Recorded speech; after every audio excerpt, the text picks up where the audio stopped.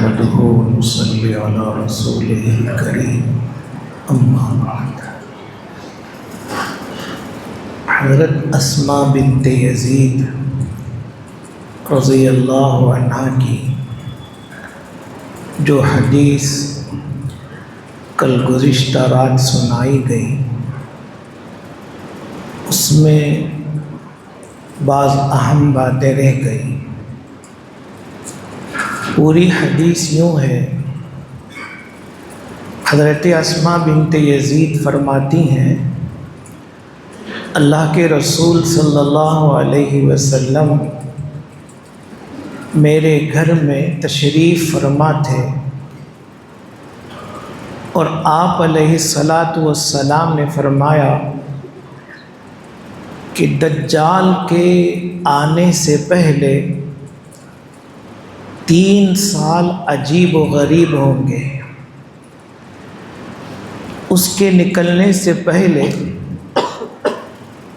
1 سال تو ایسا ہوگا کہ آسمان 1/3 بارش روک لے گا اور زمین 1/3 پیداوار روک لے گی۔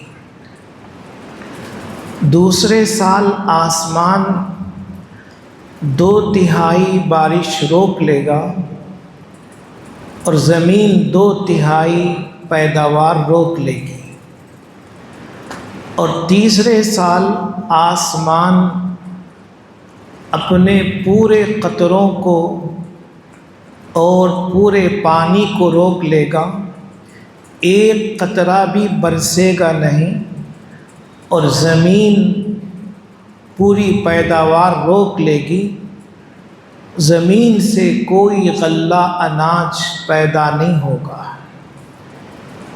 اس صورتحال کی وجہ سے جو جانور ہوں گے، خواہ وہ پالتو ہوں خواہ وہ وحشی اور جنگلی ہوں، سب مر جائیں گے۔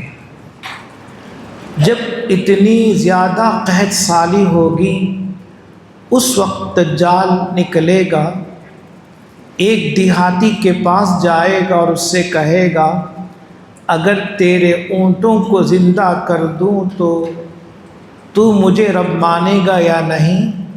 وہ کہے گا ضرور مانوں گا، تو اس کے اونٹوں کو زندہ کرے گا، یعنی شیطانوں کو اونٹ کی شکل میں کر دے گا اور بہترین اونٹ ہو جائیں گے۔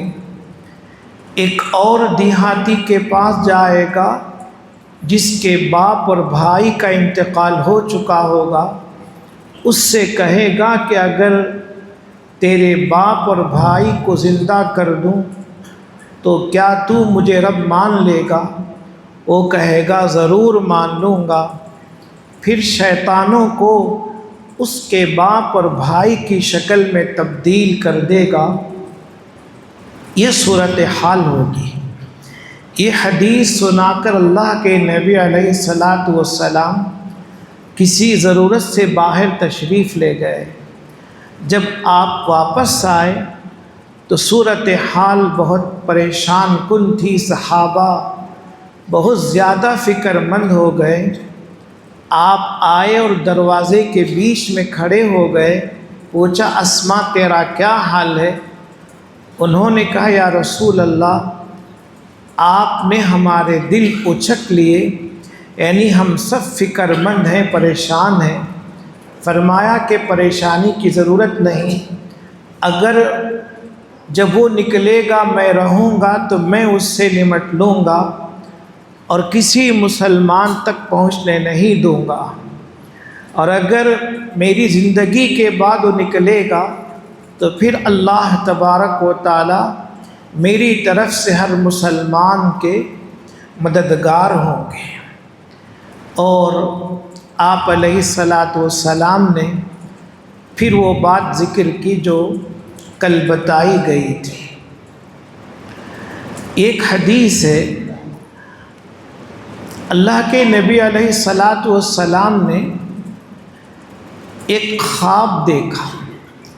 حضرت عبداللہ ابن عمر رضی اللہ عنہ راوی ہیں، آپ علیہ الصلاۃ والسلام نے اپنا خواب صحابہ کے سامنے بیان کیا۔ آپ نے فرمایا کہ میں نے دیکھا کہ خانہ کعبہ کے پاس ایک نہایت خوبصورت، جن کے بال بھی بہت خوبصورت تھے اور لمبے تھے، اور ان کے بالوں سے پانی ٹپک رہا تھا، وہ بیت اللہ کا طواف کر رہے تھے۔ دو شخصوں کے کندھوں پر ہاتھ رکھے ہوئے وہ بیت اللہ کا طواف کر رہے تھے۔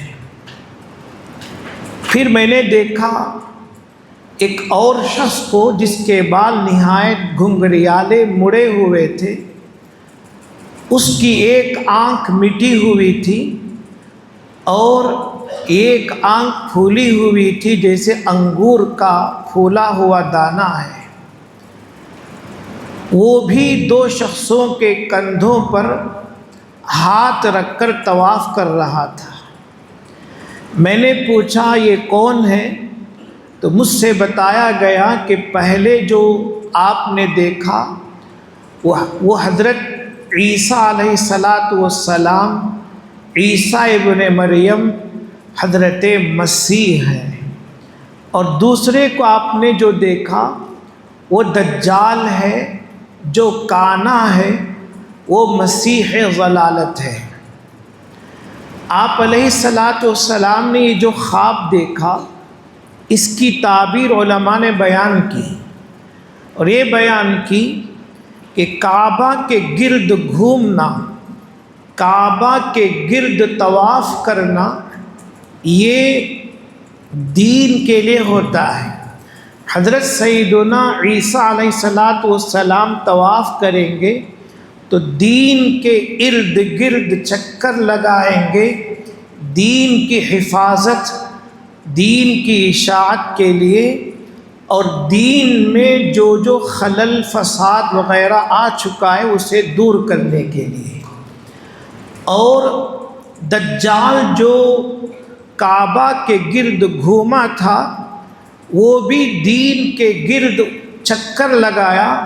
اس کا چکر لگانا دین کو فساد اور فتنہ سے بھرنے کے لیے اور لوگوں کو دین سے دور کرنے کے لیے اور ان میں خلل اور فساد پیدا کرنے کے لیے اس کا وہ چکر لگانا ہوگا۔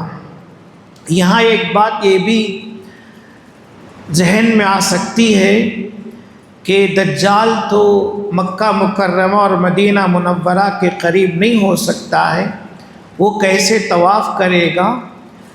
تو اس کا جواب علماء نے دیا ہے کہ حقیقتاً قریب نہیں ہو سکتا۔ ہاں، خواب میں جو اس کو دکھایا گیا تھا، خواب میں دیکھنا یہ حقیقت کی تعبیر نہیں ہے، ایک مثال کی تعبیر ہو سکتی ہے۔ جیسے دنیا میں رہتے ہوئے اپنی بیداری کی حالت میں کوئی شخص اللہ تعالیٰ کو دیکھ نہیں سکتا، لیکن خواب میں اگر کوئی اللہ تبارک و تعالیٰ کو دیکھے تو یہ ممکن ہے، جیسے خود اللہ کے نبی علیہ السلام نے خواب میں اللہ تعالیٰ کو دیکھا تھا، اور آپ فرماتے ہیں انتہائی حسین شکل و صورت میں میں نے دیکھا اور اس کو میں بیان نہیں کر سکتا۔ تو ظاہری آنکھوں سے دیکھنا ناممکن ہے، دل کی آنکھوں سے دیکھنا ممکن ہے، لہٰذا یہ تعبیر واضح ہو گئی۔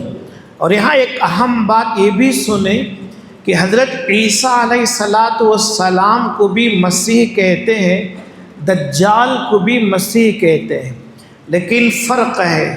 حضرت عیسیٰ علیہ السلام مسیح ہدایت ہیں اور دجال مسیح ضلالت ہے۔ مسیح ہدایت یعنی آپ کا سفر، آپ کی تشریف آوری ہدایت کے لیے ہے، اور دجال کا آنا ضلالت و گمراہی کو پھیلانے کے لیے ہوگا۔ یہ فرق ہے اور حضرت سیدنا عیسیٰ علیہ السلام کے ہاتھوں سے ہی وہ قتل ہوگا، جیسے تفصیل آگے آئے گی۔ یہاں ایک اہم بات یہ سننے اور سمجھنے کی ہے کہ دجال کے فتنے سے کیسے حفاظت ہوگی۔ اس سلسلے میں 3 طریقے علماء نے بیان کیے ہیں جو حدیث سے ثابت ہیں۔ دجال کے فتنے سے حفاظت کا پہلا طریقہ یہ ہے کہ فرض نماز یا کسی بھی نماز میں تشہد کے آخر میں 4 چیزوں سے پناہ مانگی جائے۔ ایک حدیث میں اللہ کے نبی نے خود فرمایا کہ تشہد کے آخر میں 4 چیزوں سے پناہ مانگو، جہنم کے عذاب سے، قبر کے عذاب سے، مسیح دجال کے فتنے سے، زندگی اور موت کے فتنے سے۔ دوسری حدیث میں الفاظ آئے ہیں اللہم انی اعوذ بک من عذاب جہنم واعوذ بک من عذاب القبر واعوذ بک من فتنة المسیح الدجال واعوذ بک من فتنة المحیا والممات۔ تو تشہد کے آخر میں یا سلام پھیرنے کے بعد بھی یہ دعائیں مانگی جا سکتی ہیں۔ اگر کسی کو عربی میں یاد نہ ہو تو عربی میں یاد ہونے تک وہ اردو میں بھی اور اپنی زبان میں بھی یہ دعا مانگ سکتا ہے۔ الہی، جہنم کے عذاب سے میں آپ کی پناہ مانگتا ہوں، قبر کے عذاب سے اور مسیح دجال کے فتنے سے، زندگی اور موت کے فتنے سے میں تیری پناہ مانگتا ہوں۔ دجال سے حفاظت کا دوسرا طریقہ یہ ہے، اللہ کے نبی علیہ السلام فرماتے ہیں سورہ کہف کی شروع کی 10 آیتیں یاد کرے اور ان کے معانی اور مطلب کو بھی سمجھے۔ مسلم شریف کی روایت میں ہے سورہ کہف کی آخری 10 آیتیں یاد کرے اور ان کے معنی اور مطلب کو بھی سمجھے۔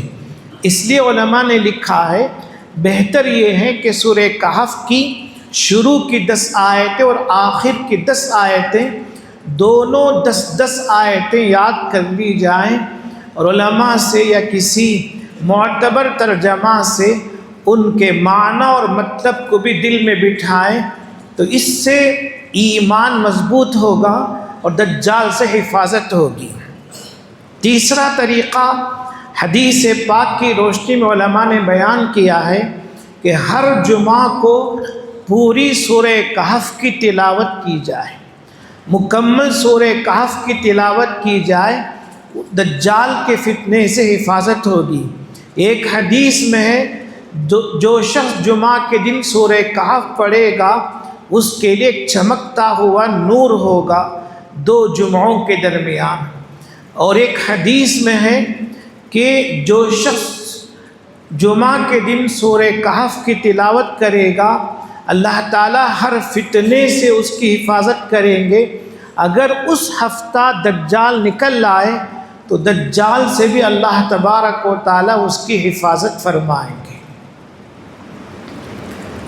الحمدللہ رب العالمین، اللہم صلی علی سیدنا محمد وعلی آل سیدنا محمد وبارک وسلم علیہ۔ ربنا آتنا فی الدنیا حسنة وفی الآخرة حسنة وقنا عذاب النار۔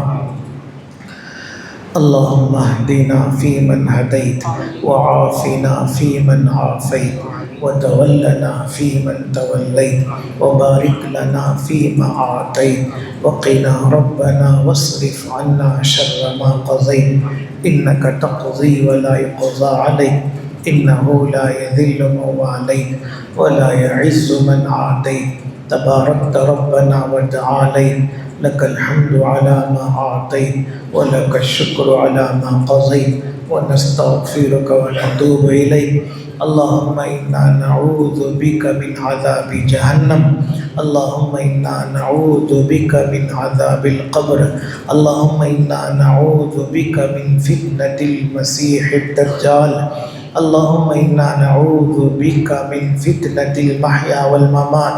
اللهم إنا نعوذ بك من الفتن ما ظهر منها وما بطن.